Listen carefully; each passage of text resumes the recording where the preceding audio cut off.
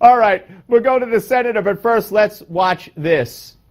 That's kind of a joke. They're not going to put I'll be 82 in March. They're not going to put an 82-year-old man on there. But, of course, if they decided to do that, I think I'd have every Democrat praying for my demise.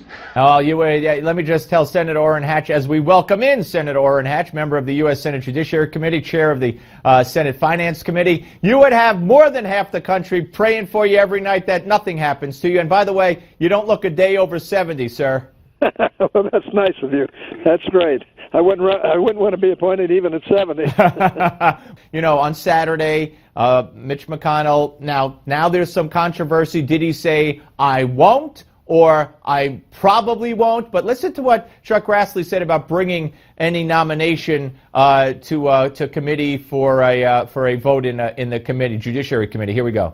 I would wait until the nominee is made before I would make any decisions. In other words, take it a step at a time. All right, so I know where you stand, sir. I know you believe this should be put off until the next president. But what could we expect to happen based on what you just heard Senator Grassley say?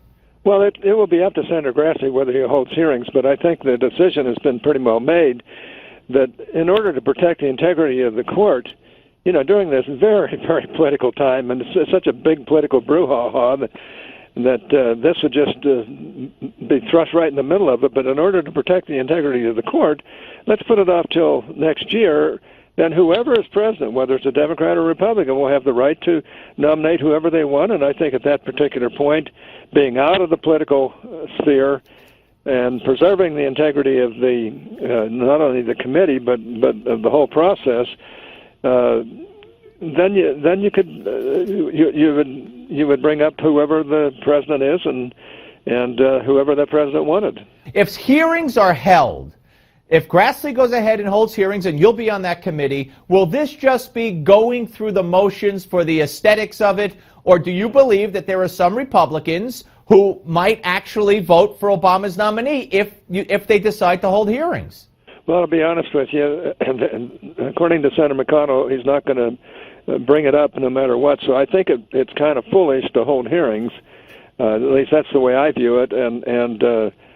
And what would be better off is to live with that and preserve the integrity of the system so that you don't get into another big brouhaha and a great big political fight over who's going to be on the Supreme Court.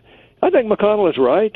I think the integrity of the court is more important than just trying to go forward with something just because the president wants to do that. And you would make that clear to your chairman on that committee, correct? Well, I would, and to be honest with you, the president ought to know better too, because there really hasn't been, except for Kennedy, whose nomination came up the prior year. He was the third choice. That's right, yeah. And everybody was tired of it at that particular point. We were all ready to, kill somebody, rather than keep fighting this over and over and over.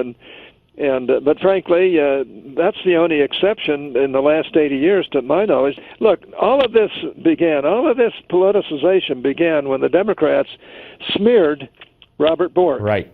And then they went after Clarence Thomas. Clarence Thomas. Yep. I mean, and Bork was the greatest. He was certainly one of the 4 or 5 greatest legal minds in the history of the country. Yeah. And the same thing, my good friend Clarence Thomas, I mean, the way they treated him was just dirty. The worst thing they accused him of, which was false, by the way, and I know that, the most you could say is he talked dirty to Anita Hill. Right. I mean, he didn't try to attack her or do anything else. Now, I called Clarence, and I said, Clarence, is there any truth to this? He said, heavens, no. But I would have told Clarence if that had been true, even that he talked dirty to her, I would have told him to withdraw.